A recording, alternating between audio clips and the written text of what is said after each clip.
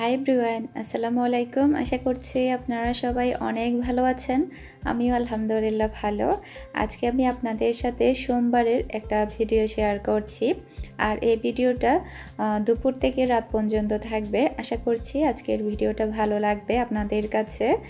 আর এখন হচ্ছে আমি দুপুরে রান্না করার জন্য মাছগুলো ধুয়ে নিচ্ছে। আজকে আমি দুপুরে ইলিশ মাছ দিয়ে কচুর ছড়া রান্না করব। আমার আর আমার হাজবেন্ডের খুবই ফেভারিট একটা খাবার ইলিশ মাছ দিয়ে কচুর ছড়া। আর আমার কেমন যেন সব ধরনের কচু জাতীয় খাবার অনেক বেশি ভালো লাগে। আবার কতগুলো আছে কচু, মানে লম্বা লম্বা, ওগুলোকে কি বলে তো আমি জানি না, মানে ঠিক মনে পড়ছে না। ওগুলো দিয়ে যদি ইলিশ মাছ রান্না করা হয় তাহলে অনেক ভালো লাগে। আরও অনেক আগে আমি রান্না করেছিলাম ইলিশ মাছ দিয়ে, এত বেশি ভালো হয়েছিল, এখনও মনে হচ্ছে মুখে লেগে আছে এই আর কি। তো মাছগুলোকে আমি ভালোভাবে ধুয়ে তারপরে লবণ আর হলুদ মাখিয়ে তারপরে ফ্রাই করে নেব। আশা করছি আমার আজকের এই ভিডিওটা আপনাদের কাছে ভালো লাগবে। যদি ভিডিওটা ভালো লেগে থাকে, যারা এখনও চ্যানেলটি সাবস্ক্রাইব করেননি প্লিজ আমার চ্যানেলটি সাবস্ক্রাইব করে নেবেন, আর ভিডিওর মধ্যে একটা লাইক দিতে একদমই ভুলবেন না।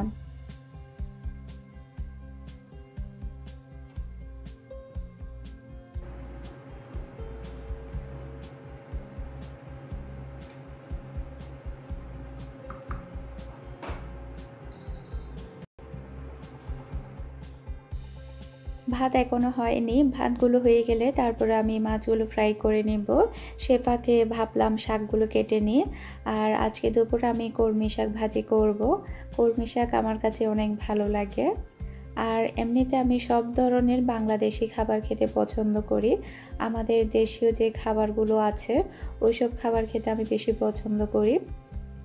বাহিরের খাবার আমি অত বেশি পছন্দ করি না।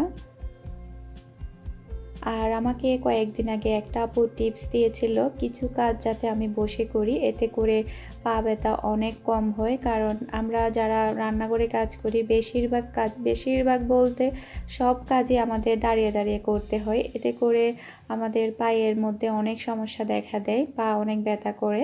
ওই আপুটা বলার পর থেকে আমি এখন এই টাইপের কিছু কাজ বসে করি, এতে করে আমার কাছে অনেক ভালো লাগে। চাইলে আপনারাও করতে পারেন, ভালো লাগবে। কারণ বেশিক্ষণ দাঁড়িয়ে কাজ করতে গেলে তো অবশ্যই পা ব্যথা করবে, এটা তো স্বাভাবিক।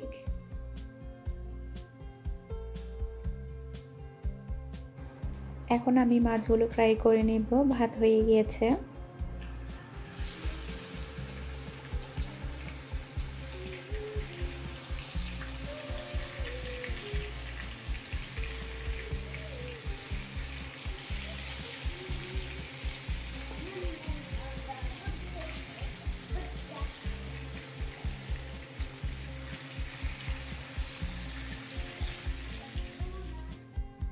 এখন আমি কচুর ছড়াগুলো ছিঁড়ে নিব। আর কচুর ছড়াগুলো তেমন একটা সুবিধার মনে হচ্ছে না, জানি না এগুলো সেদ্ধ হবে কিনা, কেমন যেন একটু শক্ত শক্ত আর কীরকম জানি, মনে হয় না এগুলো সেদ্ধ হবে। মিহির বাবা এগুলো কি আনলো, আজকে মনে হয় খাওয়াই যাবে না। এগুলো রান্না করার পরে বোঝা যাবে এগুলো সেদ্ধ হবে কিনা। চামড়াগুলো অনেক বেশি মোটা আর কেমন যেন জংলি জংলি টাইপের। তো এখন আমি কচুর ছড়াগুলো ছিলে নিচ্ছি।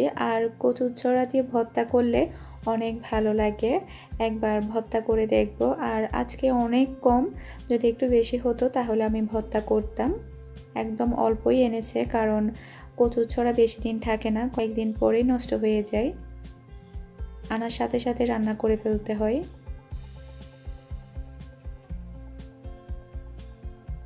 ইলিশ মাছগুলোকে আমি কড়া করে ফ্রাই করে নিয়েছি।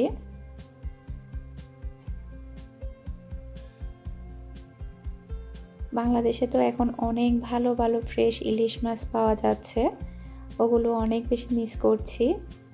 আমার শ্বশুরবাড়িতে নাকি আমাদের জন্য অনেকগুলো ইলিশ মাছ রেখেছে, আমরা যখন যাব আমাদেরকে খাওয়ানোর জন্য। আর আমার শ্বশুরবাড়ির ওদিক দিয়ে যখন ইলিশ মাছের সিজনটা আসে তখন ইলিশ মাছ অনেক কম রেটে পাওয়া যায়। এখন আমি ওই তেলের মধ্যে পেঁয়াজ কুচিগুলো দিয়ে দিলাম।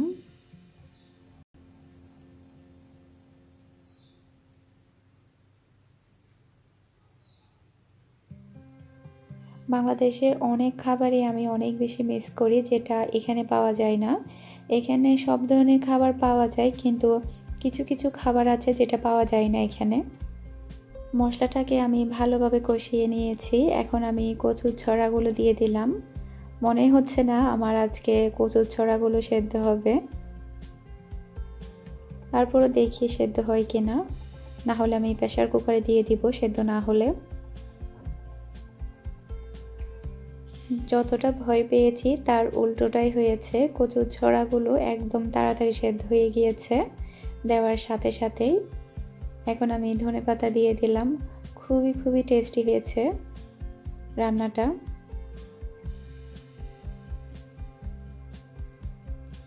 আমি তো আজকে মনে করেছি কচুর ছড়া তাড়াতাড়ি সেদ্ধ হবে না। কলমি শাক ভাজিটা হয়ে এসেছে, জাস্ট একটু পানি পানি দেখা যাচ্ছে, সেটা আমি একটু শুকিয়ে নেব। রান্নাটা শেষ করার পরে আমি রান্নাঘরটা ক্লিন করব, এরপরে আমি মিহিকে গোসল করাবো, আমি নিজে গোসল করব, দুপুরে নামাজ পড়ব, এরপরে দুপুরে খাবার খাবো। তো আপাতত এখনকার মতো আমার কাজ শেষ। আপনাদের সাথে কখনো শেয়ার করিনি, মিহির খুবই ফেভারিট একটা খাবার হচ্ছে লেবু। ও অরেঞ্জের মতো লেবু খেতে অনেক বেশি পছন্দ করে। আজকেই প্রথম শেয়ার করলাম এই জিনিসটা। এখন হচ্ছে রাত প্রায় 8টা মতো বাজে। মিহির হুজুর মিহিকে পড়িয়ে যাওয়ার পরে আমি মিহিকে নাস্তা খাওয়ালাম। তো এখন আমি ওকে পড়তে বসিয়েছি। আর ও বলল আজকে 2টা ঝুটি করবে, তাই ওকে আমি 2টা ঝুটি করে দিয়েছি। আর 2টা ঝুটি করলে ওকে অনেক বেশি কিউট লাগে, মাশাআল্লাহ। আমার মেয়েটার জন্য আপনারা সবাই দোয়া করবেন।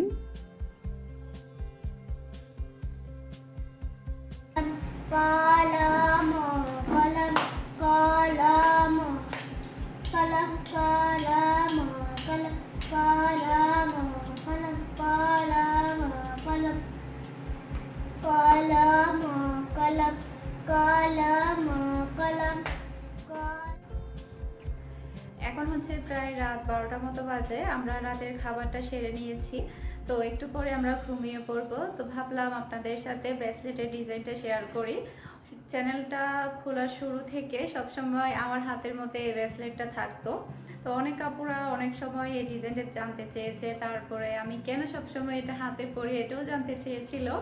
তারপরে হচ্ছে এটা আমি কোথায় থেকে নিয়েছি, এটার প্রাইস কত এটাও জানতে চেয়েছিল। আসলে মাঝে মধ্যে তো আমি চিন্তা করি আপনাদের কাছে আমার এই ছোট্ট একটা ব্রেসলেট এত বেশি ভালো লাগে, আর জানি না কেন ভালো লাগে, বুঝতে পারি না। আসলে ব্রেসলেটটা অত আহামরি কিছু না, মানে খুবই সিম্পল, মানে তেমন মানে ওজনও না, খুবই সিম্পলের মধ্যে। আর আমার কাছে সিম্পলই সবচেয়ে বেশি ভালো লাগে। আমি অত বেশি মানে ভারী গোল্ড, তারপরে হচ্ছে অত বেশি বড় গোল্ড পরি না। আমি যা পরি সবই হচ্ছে সিম্পল। আপনারা হয়তো বা জানেন যে আমি হাতের মধ্যে যে রিংগুলো পরি ওগুলো খুবই সিম্পলের মধ্যেই পরি। আর এই ব্রেসলেটটা আমি নিয়েছিলাম জয়লুকাস শোরুম থেকে। আর এটার প্রাইস হচ্ছে বাংলাদেশি টাকায় 21,000 টাকা ছিল যখন আমি নিয়েছিলাম। তখন তো গোল্ডের দাম একটু কম ছিল, এখন তো একটু বেড়েছে, যার কারণে এখন হয়তো বা আরো একটু বেশি পড়বে। আর এটার ওজন হাফ ভরির চেয়ে একটু বেশি, খুব বেশি না, একটু বেশি, এই আর কি। আর জয়লুকাসের শোরুম বাংলাদেশে আছে কিনা জানি না, দেশের বাহিরে অন্যান্য কান্ট্রিতে হয়তো বা থাকতে পারে। আর এই যে ডিজাইনটা একটু ভালোভাবে দেখতে চেয়েছিল অনেক আপুরাই। এখানে এই মাঝখানে যে স্টারগুলো দেখা যাচ্ছে এগুলো হচ্ছে হোয়াইট গোল্ড, এগুলো হোয়াইট গোল্ড। আর এটা হচ্ছে ফুল ডিজাইন। আসলে এটা আমি নিয়েছি 1 বছর হচ্ছে বেশি হবে, সেই থেকে এটা আমার হাতে এখন একটু পুরাতনই হয়ে গেল। আর হয়তো বা আমার হাতে একটু বেশি ভালো লাগে এটা। আমার ওরকম সুন্দর তা কিন্তু না। এই যে আপনাদেরকে একটু ভালোভাবে দেখাচ্ছি আমি, এটা হচ্ছে মেইন ডিজাইন। আর ওজনের মধ্যে এই যে এখানে এগুলাকে কি বলে তো বুঝতে পারছি না, এগুলো একটু ওজন বেশি, এই যে এগুলো একটু ভারী, এই আর কি। এই যে এটা, তো আশা করছি আপনাদের কাছে ভালো লেগেছে। অনেক দিন ধরে বলছিল অনেক আপুরাই, তো দেখাবো দেখাবো করে আসলে তেমন একটা দেখানো হয়নি, তো আজকে দেখিয়ে দিলাম। আর আপনাদের কাছে কেমন লেগেছে সেটা আমাকে জানাবেন। সে সাথে অনেক দিন ধরে অনেক আপুরা আমাকে বলছিল আমি নাকি আগের চেয়ে শুকিয়ে গিয়েছি। হ্যাঁ, আমি আগের চেয়ে অনেক বেশি শুকিয়ে গিয়েছি, কারণ এই যে আপনারা হয়তোবা জানেন একটু ঝামেলার কারণে ঘর চেঞ্জ এটা সেটা, তারপরে মাঝখানে আমি একটু অসুস্থ ছিলাম, প্রায় 10-12 দিনের মতো সর্দি কাশি এসবগুলোতে ছিলাম। তারপরে এখানে এসে তো প্রতিদিন কাজ আর কাজ, এগুলো করতে করতে আমি একটু শুকিয়ে গিয়েছি। ভালোই হয়েছে, পরিশ্রমের কারণে আমি শুকিয়ে গিয়েছি। ডায়েট করার আগে আমি ডায়েট করে কিছুটা শুকিয়েছিলাম, এখন আমি আরও বেশি এমনিতেই শুকিয়ে গিয়েছি পরিশ্রমের কারণে। এই আর কি, সবাই আমাদের জন্য দোয়া করবেন। আর মিহি আপনাদের সাথে নাকি একটু কথা বলবে, ও পাশে দাঁড়িয়ে আছে। আসো, তুমি এখন, তোমাকে তো দেখা যাচ্ছে না, কি হবে? তোমাকে তো দেখা যাচ্ছে না, তুমি এদিকে মোড়ার উপরে দাঁড়াও, দাঁড়াও, তোমাকে দেখা যাচ্ছে না, তুমি ছোট না সেজন্য। সবাইকে সালাম দাও। আসসালামু আলাইকুম। বলো, কি বলবে বলো। কেমন আছেন? ভালো আছি। বলো। আপনারা কি করেন? হ্যাঁ, আপনাদেরকে গল্প শোনাবো। আচ্ছা শোনাও। কিসের গল্প? কিসের গল্প? তুমি কিসের গল্প শোনাতে চাও?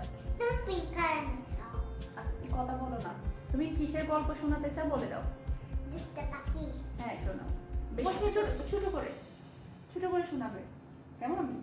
ভিডিও বন্ধ করে দিব, বলো, ছোট করে শোনাও। একদিন একটা দুষ্ট পাখি ছিল। দুষ্ট পাখি এদিকে দিকে ঘুরতে যাওয়ার পরে নদীতে একদিন গোসল করতে গেছে। গোসল করতে যাওয়ার পরে ঘুরতে আর কাঁচড়াই গেছিল, এই জন্য নদীতে গোসল করতে গেছে। গোসল করার পরে ডুবে গেছে, দিয়ে অনেক বড় আসতে, সেজন্য ডুবে গেছে। কতগুলো ছোট ছোট পাখি, ছোট পাখির গুলো নাম কি আমি জানি না। ছোট ছোট পাখিগুলো গেছে যে ডুবে যাচ্ছে, এরপরে যখন ডুবে যাচ্ছে এরপরে ছোট ছোট পাখিগুলো উঠিয়ে ফেলেছে। সেটা ফিনিশ করো, হয়ে গেছে এতটুকু। ফিনিশ। এবার বলো, আমার চ্যানেল সাবস্ক্রাইব করতে বলো। তুমি বলো। তুমি বলো না সব তোমার তুমি না, তোমার ভিডিও না এটা। হ্যাঁ, তাহলে আমার ভিডিওতে তুমি একটু বলে দাও, আমার চ্যানেল যারা এখনো সাবস্ক্রাইব করে না একটু সাবস্ক্রাইব করে নিতে। তুমি বললে একটু বেশি করে করবে, বুঝো না কেন? তুমি বললে বেশি করে করবে, বলো। আমার ভিডিও ভালো লাগলে যারা সাবস্ক্রাইব করেন নাই সাবস্ক্রাইব করে দিবেন, আর লাইক বাটন যারা করেন নাই লাইক বাটন করে দিবেন। লাইক বাটনে ক্লিক করে দিবেন। তারপরে আর কি করতে হবে? কমেন্ট করতে হবে, শেয়ার করতে হবে বেশি বেশি করে। এত বেশি। হ্যাঁ, সবাইকে এখন সালাম দাও, আল্লাহ হাফেজ বলে দাও। সালাম। আসসালামু আলাইকুম, আল্লাহ হাফেজ পরিষ্কার করে বলো কথা। আসসালামু আলাইকুম, আল্লাহ হাফেজ। ঠিক আছে, তাহলে মা মেয়ে তো অনেকক্ষণ পর্যন্ত ভগ করলাম। কার কাছে কেমন লেগেছে জানি না আমার মেয়ের এই ছোট গল্পটা। আর ওর কথার এখনো অনেক প্রবলেম আছে, কারণ ও অনেক ছোট, ধীরে ধীরে হয়তো বা ঠিক হয়ে যাবে, এই আর কি। তো আজকের মতো বিদায় নিচ্ছি, সবাই ভালো থাকবেন, সুস্থ থাকবেন, আমাদের জন্য দোয়া করবেন। আর আমার চ্যানেলটি যারা এখনো সাবস্ক্রাইব করেননি প্লিজ আমার চ্যানেলটি সাবস্ক্রাইব করে নেবেন, আর ভিডিওর মধ্যে লাইক দিতে একদমই ভুলবেন না। আজকের মতো বিদায় নিচ্ছি, আল্লাহ হাফেজ, আসসালামু আলাইকুম, সালাম।